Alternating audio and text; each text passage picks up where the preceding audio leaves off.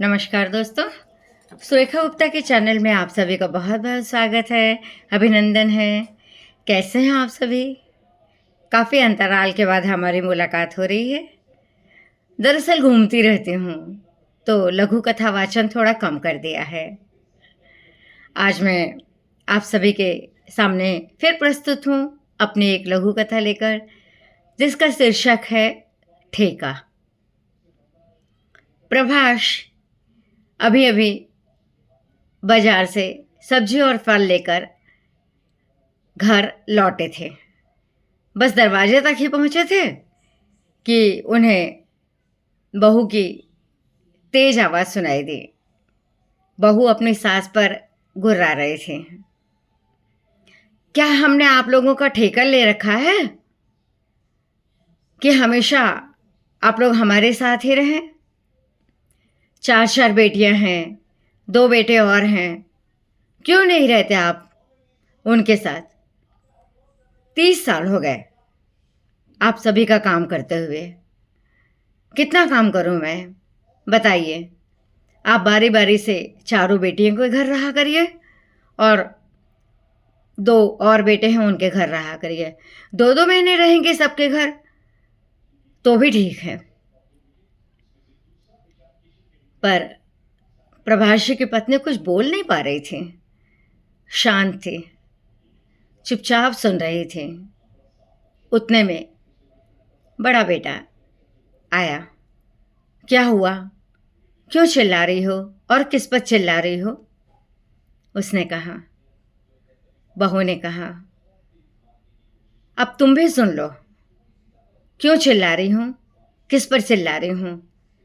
मैं माँ और बाबूजी के ऊपर चिल्ला रही हूँ।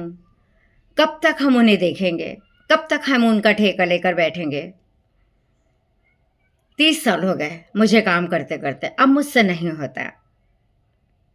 बेटे ने कहा, तुम मत करो ना काम, मैं कुक रख देता हूँ। बहू फिर गुर्राई।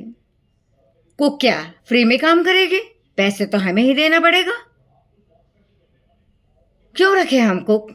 मैं नहीं करूँगी इनका काम। इनके 2 बेटे और 4 बेटियां हैं, क्यों नहीं ये उनके साथ रहते? बेटे ने कहा, नहीं ये गलत है तुम जो कह रही हो।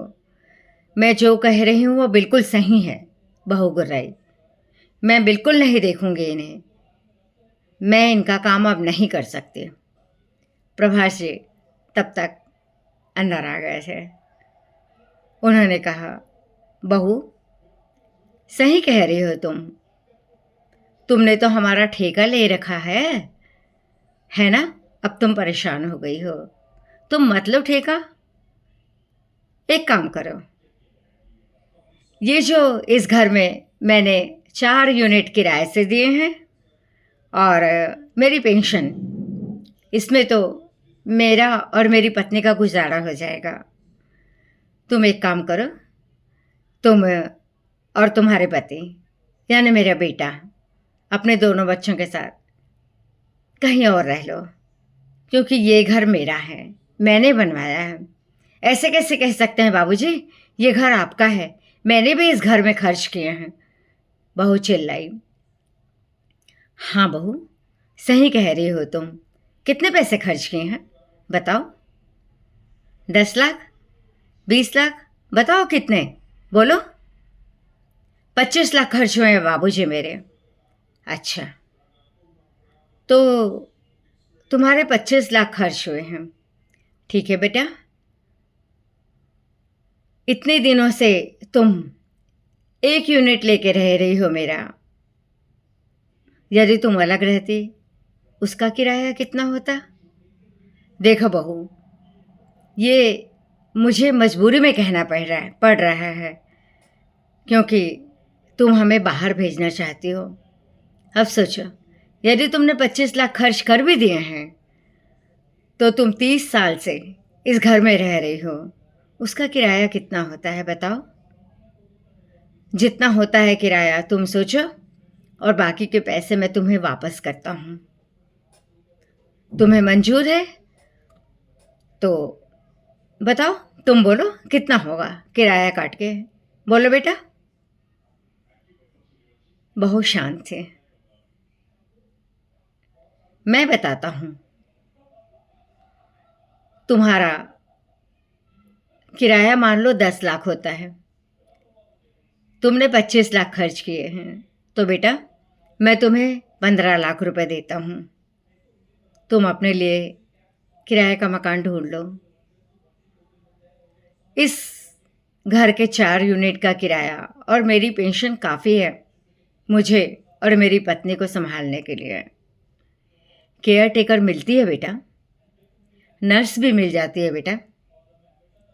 तुम चाहो तो तुम जा सकती हो। बेटा नाखुश था अपनी पत्नी से।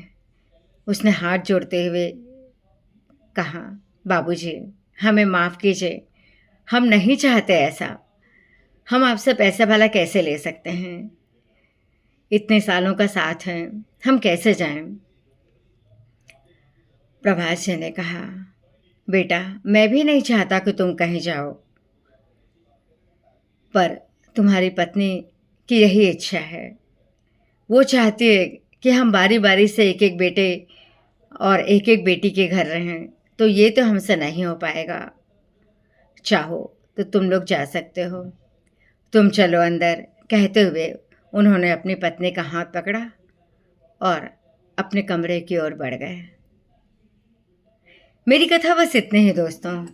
बताइए आप सभी को मेरी कथा कैसी लगी? क्या